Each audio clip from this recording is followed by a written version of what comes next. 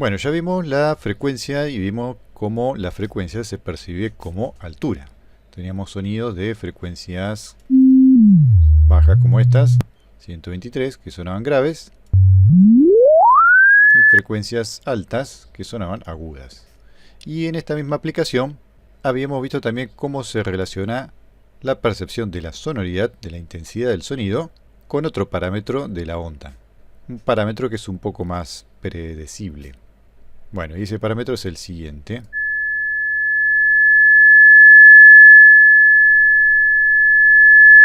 El cambio que estoy generando en este momento, que es el cambio de la amplitud de la onda. No cambia en frecuencia, pero cambia en amplitud. Y digo que es un poco predecible porque un cambio de amplitud implica mayor energía. Se tiene que mover en un rango más pronunciado, es decir, tiene mayor potencia en el movimiento, mayor velocidad también de partícula en ese momento. Entonces ese cambio de amplitud, que podemos entender que es un cambio también de energía, mayor fuerza, se percibe justamente como un sonido más fuerte. Bueno, y también recordarán que había otro efecto secundario en el cambio de la frecuencia, que era también el cambio de la sonoridad. Cuando escuchábamos sonidos muy graves como esto, parecían tener una sonoridad menor a un sonido más agudo como este, por ejemplo.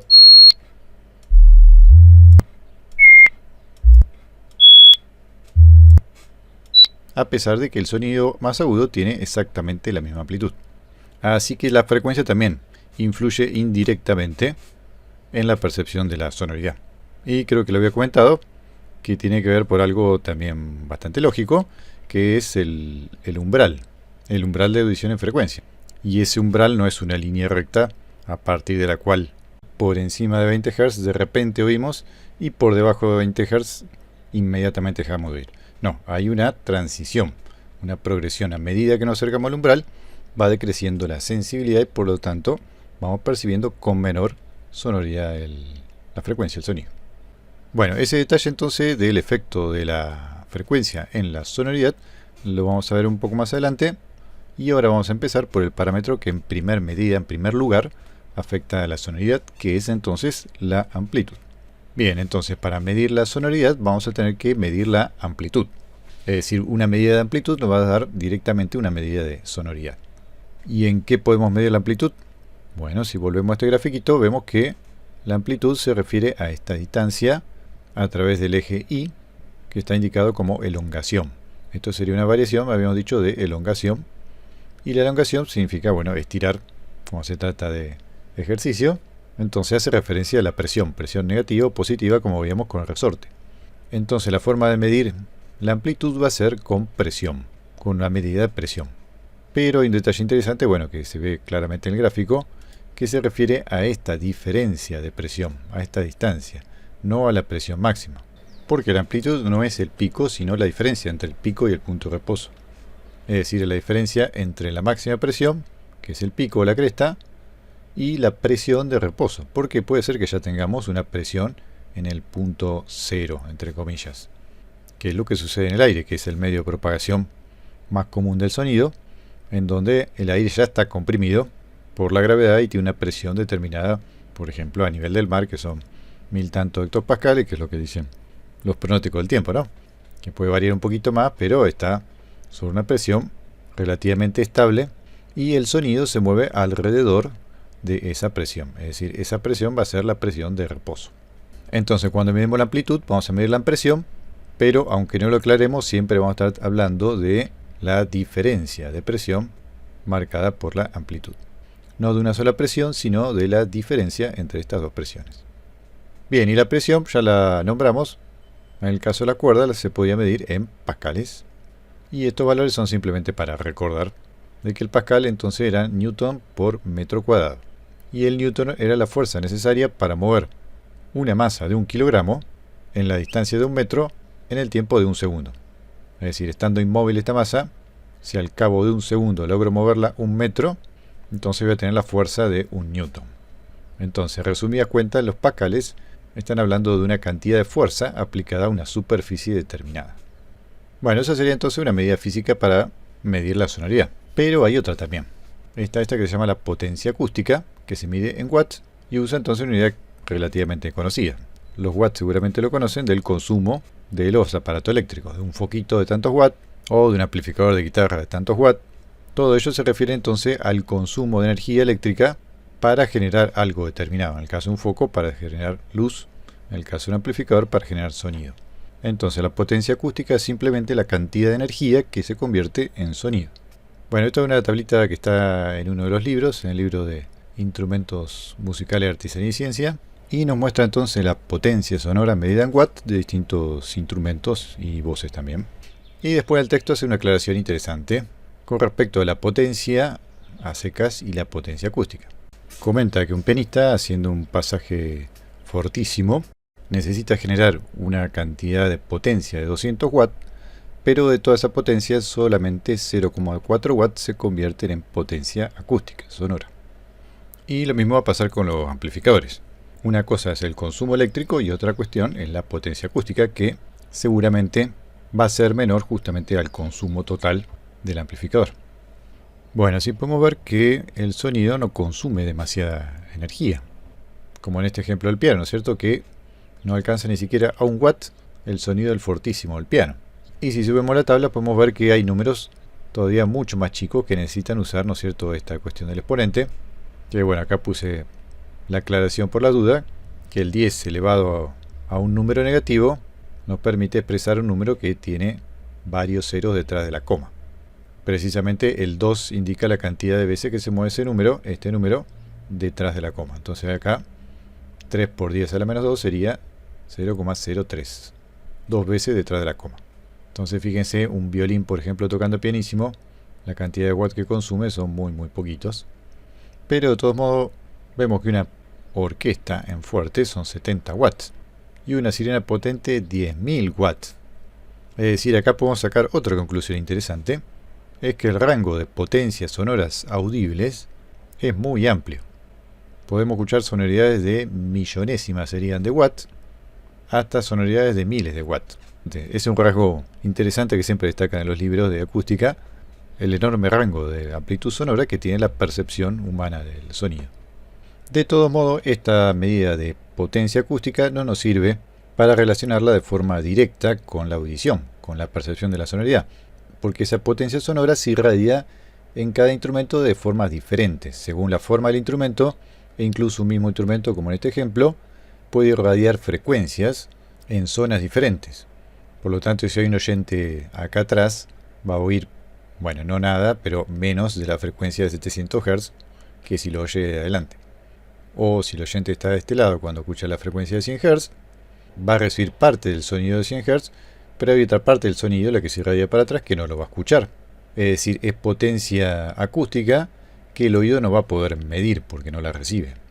Es más, si vamos entonces al detalle del oído, pasa que el oído recibe una fracción bastante pequeña del frente de onda que irradia un instrumento. Es decir, de toda esa potencia acústica que nosotros vimos anteriormente, lo que el oído mide, entre comillas, como sonoridad, es solo una fracción muy pequeña. Y a todo esto hay que sumarle también la atenuación por distancia. Como bien sabrán, si ustedes están más lejos de la fuente sonora, lo van a oír con menor intensidad, con menor sonoridad.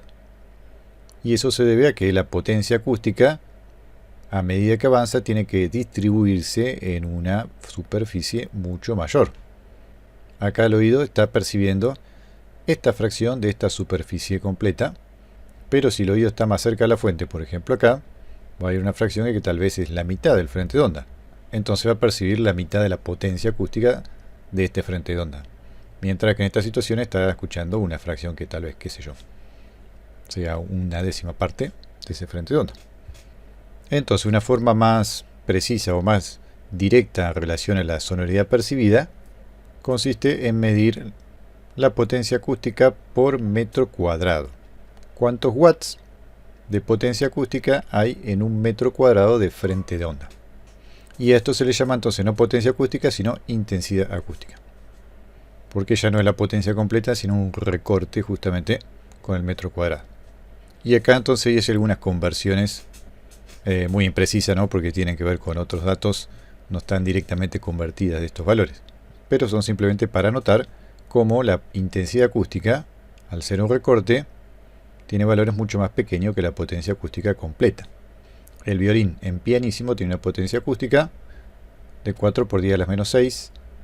En cambio, en intensidad acústica, 1 metro cuadrado de frente de onda, que se mide más o menos a 1 metro de distancia de la fuente, tiene una potencia de 10 a la menos 8. Esto es la menos 6 y este es menos 8. Y acá incluso podemos encontrar una igualdad. Estos dos instrumentos tienen potencias acústicas diferentes. Sin embargo, la medida de intensidad acústica del 1 metro cuadrado de frente de onda es más o menos igual. Porque, como les decía, esta potencia acústica se distribuye de diferentes formas según el instrumento, según la forma.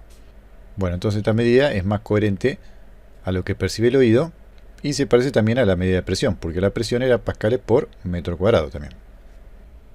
Entonces, concluyendo por ahora, tenemos estas dos medidas físicas de la sonoridad.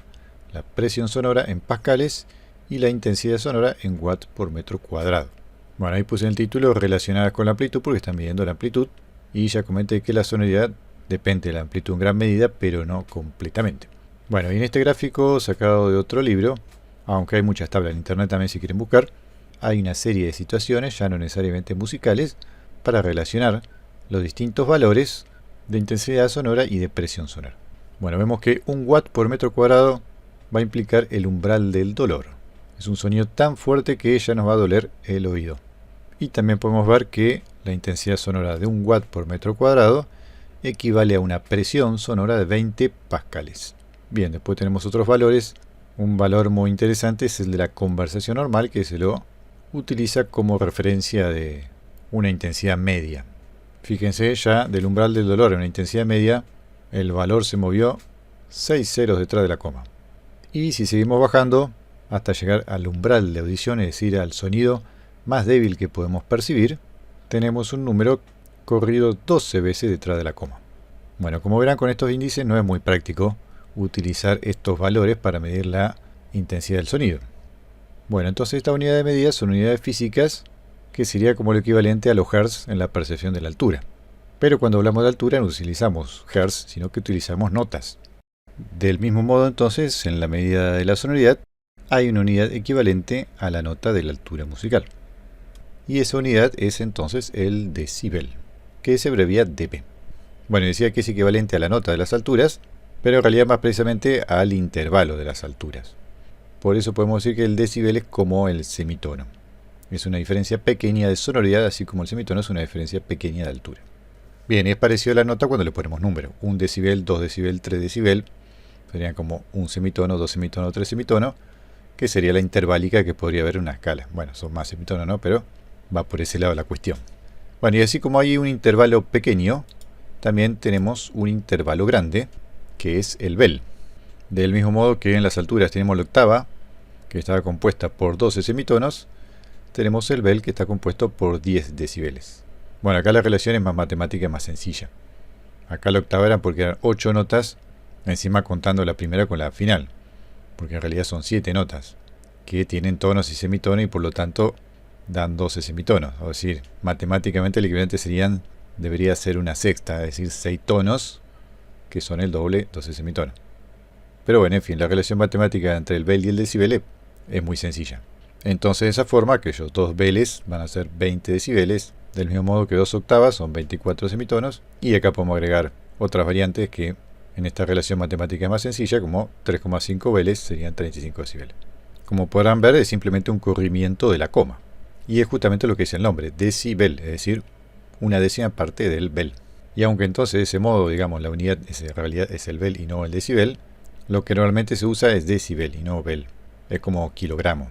La unidad es el gramo, pero usamos kilogramo. Con más frecuencia, ¿no? Bueno, y ahora vamos a ir al revés. Antes de hacer la explicación técnica del origen, vamos a escuchar ese intervalo, ya que no es tan frecuente escuchar la diferencia de decibeles.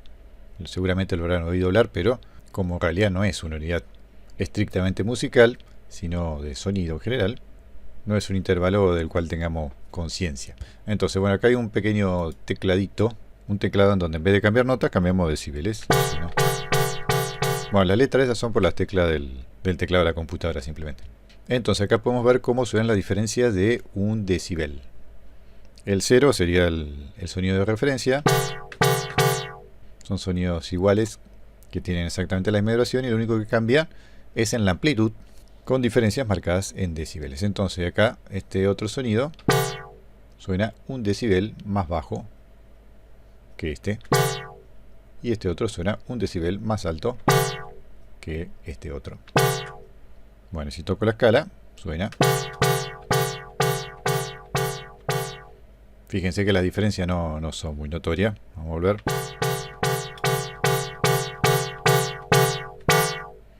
En el total se nota como sube o baja en intensidad, pero entre nota y nota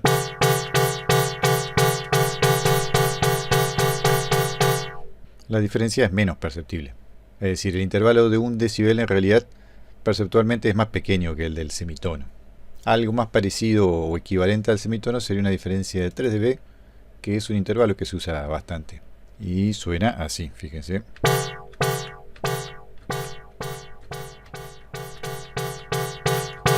Y la diferencia entre dos sonidos de 3 dB sería...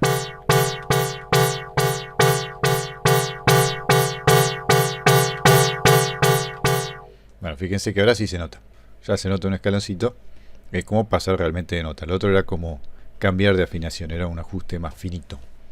Musicalmente lo podríamos poner a prueba utilizando las acentuaciones. ¿Cómo sonaría una acentuación con diferencia o con intervalo de 1 decibel y de 3 decibeles, por ejemplo? 1 decibel, por ejemplo, puedo hacer la acentuación con este sonido y los demás sonidos a 1 decibel por debajo, ¿no es cierto?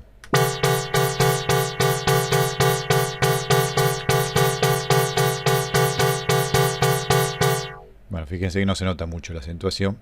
En cambio, si utilizo un intervalo de 3 decibeles para marcar la acentuación, sonaría...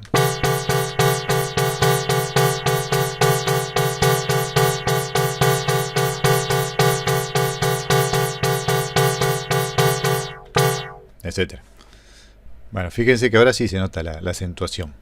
Y ya que estamos, vamos a probar con el último, con el que habíamos dicho que era el intervalo grande, que eran 10 dB, que era el bel que correspondía a 10 dB. Entonces esta diferencia de menos 10, menos 20, menos 30 sería menos 1 bel, menos 2 bel, menos 3 bel. Es decir, de a 1 bel para abajo y de 1 bel para arriba. Y suena entonces, este es el original como siempre, y 1 bel para arriba suena... Ahí está, fíjense que un intervalo grande ya es más generoso. Entonces en esta escala también la sonoridad va a decaer rápidamente si voy para abajo.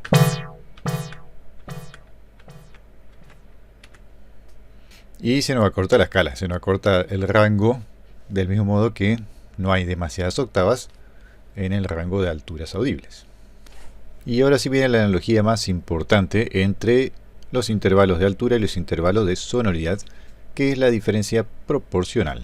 Si recuerdan del primer práctico de cuerda y después lo que vimos con Pitágoras y demás, al intervalo octava le correspondía una proporción, que era la proporción 2, en la relación de las frecuencias. Entonces, si teníamos dos frecuencias con una relación 2, íbamos a tener un intervalo octava. Esa relación podría ser multiplicando o dividiendo. 440 por 2 nos da 880, que sería la octava superior de 440 La, ¿no es cierto? Este sería la 4 y este sería el La 5. Y del mismo modo al revés, un La 5 de 880 Hz lo divido por 2, me da 440 y de esa forma obtengo un intervalo de octava descendente. Sería menos una octava, si usamos los símbolos que tenía el decibel. Entonces con el decibel pasa lo mismo. Ese intervalo, en este caso el de la unidad, el bel, también corresponde a una proporción entre las medidas físicas de la amplitud. Solo que la proporción del bel no es 2, sino 10. Es una proporción un poco más grande. Y tiene sentido porque el rango de intensidad acústica que teníamos audible, se acuerdan que era bastante más grande de lo que es el rango de frecuencias. Entonces con esto, si aplicamos la misma lógica, la diferencia entre 1 watt por metro cuadrado y 0,1 watt por metro cuadrado es de 1 bel, porque tiene una proporción de 10 a 1. Es decir, 1 watt dividido 10 nos da 0,1 watt, lo que implica que estamos bajando 1 bel. 1 bel descendente o menos 1 bel. Y viceversa, 0,1 watt, si yo lo multiplico por 10, me da 1 watt y de esa forma aumento la sonoridad en 1 bel, que son lo mismo que 10 decibeles, ¿no es cierto? Y esta entonces es la verdadera importancia de la unidad del Bell. Es una unidad que se ajusta a la percepción auditiva, porque nosotros percibimos como iguales las proporciones iguales y no las diferencias. Acá tenemos una diferencia de 440. Si yo bajo una octava más abajo, a partir de 440 voy a tener que dividir 440 por 2 y me va a dar 220. Y la diferencia entre 220 y 440 es 220. Acá tenemos una diferencia menor y acá tenemos una diferencia mayor de 440. Sin embargo, nosotros percibimos entre 220, 440 y 880 la misma diferencia, el mismo intervalo musical, una octava. Con la sonoridad pasa lo mismo. Si tenemos un sonido de 0,1 watt y lo subimos a 0,2, a 0,3, a 0,4, no nos va a parecer un intervalo siempre igual. Lo que nos va a parecer siempre igual va a ser si lo multiplicamos siempre por un mismo número, ya sea por 10, por 5, por 2 o lo que sea. Entonces la conclusión con respecto a esta comparativa es que el decibel es una escala que se ajusta a la escala psicoacústica, en donde nosotros sentimos como iguales las diferencias proporcionales y no las diferencias absolutas. Bueno, y ya que estamos, vamos a aplicarlo con nombre y apellido. Esas relaciones que le acabo de comentar están enunciadas en la ley de Weber-Fechner, que se aplica a la sonoridad, pero también se aplica a un montón de magnitudes de percepción, a la percepción de la luz, a la percepción del tacto y demás. Y la cuestión es determinar cuál es la relación entre las magnitudes perceptuales, la medida perceptual, y la medida física. Acá tenemos una tablita de sonoridades, es decir, de medidas perceptuales, comparándolas con las medidas físicas. Fíjense que acá son números continuos, entonces la diferencia perceptual entre cada una de estas sonoridades es siempre la misma, es siempre 1. De este modo, la diferencia perceptual entre la sonoridad 2 y la sonoridad 1 va a ser la misma diferencia perceptual o la misma diferencia de sonoridad que hay entre la sonoridad 4 y la sonoridad 3. Porque perceptualmente hay un escalón de diferencia entre 3 y 4, lo mismo que entre 1 y 2.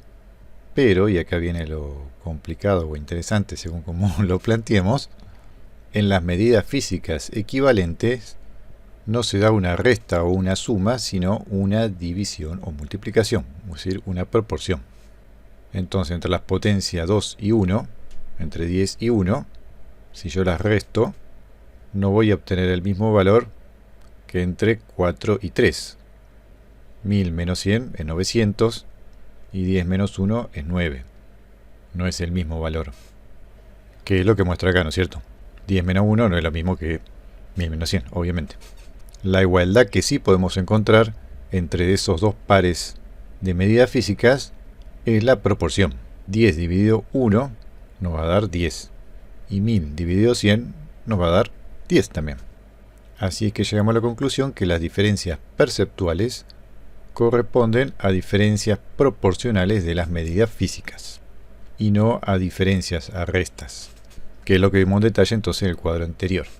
A cada diferencia perceptual le corresponde una proporción, tanto en la sonoridad como en la altura, por ejemplo.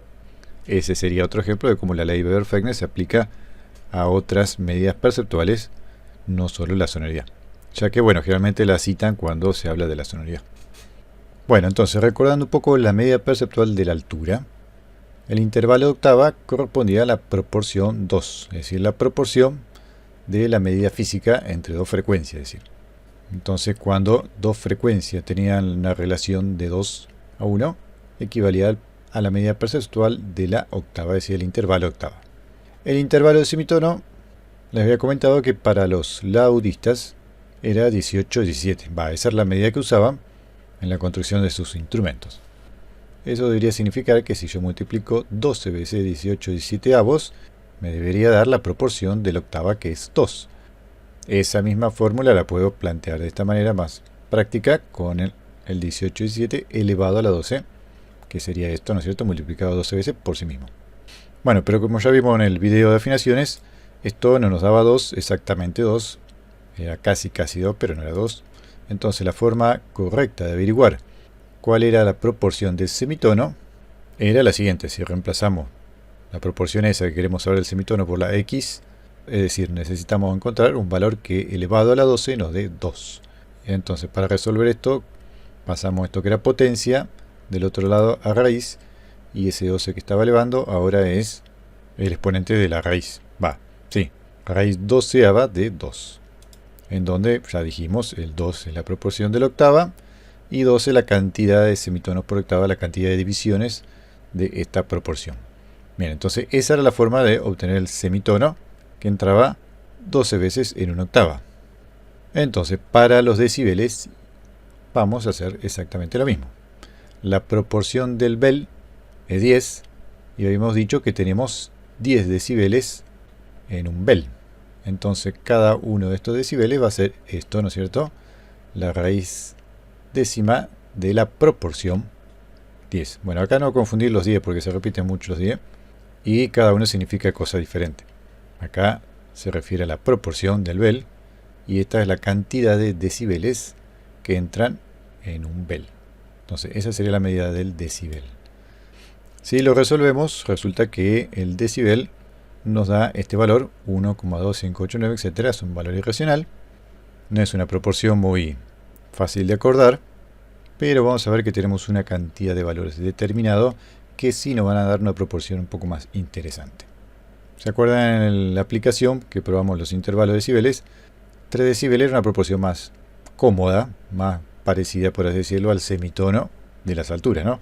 Bueno, y este número de 3 decibel es importante no solo por eso, porque es un escalón ya más perceptible de dos diferencias de sonoridades, sino porque su proporción, si la averiguamos, elevando la proporción del decibel a la 3, es decir, multiplicando 3 veces este valor por sí mismo, nos va a dar 1,995, etc., que se redondea a 2.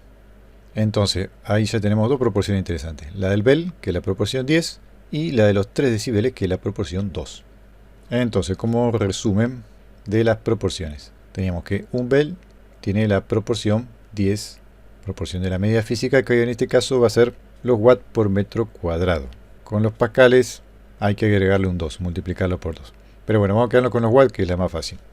Entonces, un bel corresponde a la proporción 10 a 1. 10 decibeles, que es lo mismo que un bel, también entonces va a corresponder a la proporción 10 a 1. Acá nuevamente se repiten los números y ojo, no significa que 20 decibeles va a ser 20, no. 20 decibeles va a ser 2 veces la proporción 10, es decir, 10 por 10, por lo cual va a ser 100. Bueno, y siguiendo en estas proporciones básicas redondas, entonces también tenemos el de 3 dB, que corresponde redondeando a la proporción 2.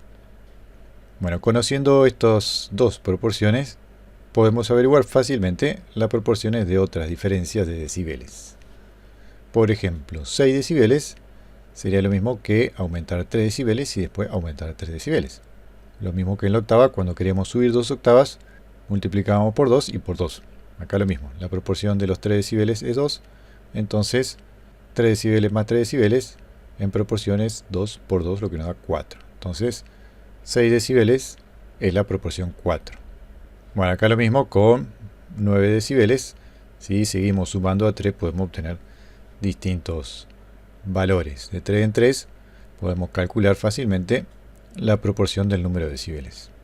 Bueno, y fíjense que tiene sentido. Acá nos da 8, 9 decibeles, que es un valor que está cerca de los 10 decibeles, que debería ser la proporción 10.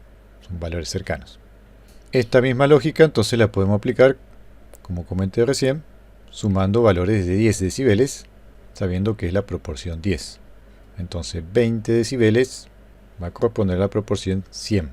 Entonces yo tengo 1 watt y 100 watts por metro cuadrado, vamos a tener una diferencia entre ellos de 20 decibeles. Y por último, bueno, acá una combinando las proporciones de los 10 decibeles con la de los 3, y aparte incorporando la resta, digamos, que en proporción equivaldría a la división. Lo mismo que los intervalos musicales cuando armamos las fracciones. Entonces, 7 decibeles sería lo mismo que subir 10 decibeles y bajar 3. Entonces, los 10 decibeles los subo con la proporción 10 y los 3 decibeles los bajo dividiendo por 2, por la proporción 2. Y eso nos da 5. Entonces, 7 decibeles vamos a tener entre, por ejemplo, 1 watt y 5 watts.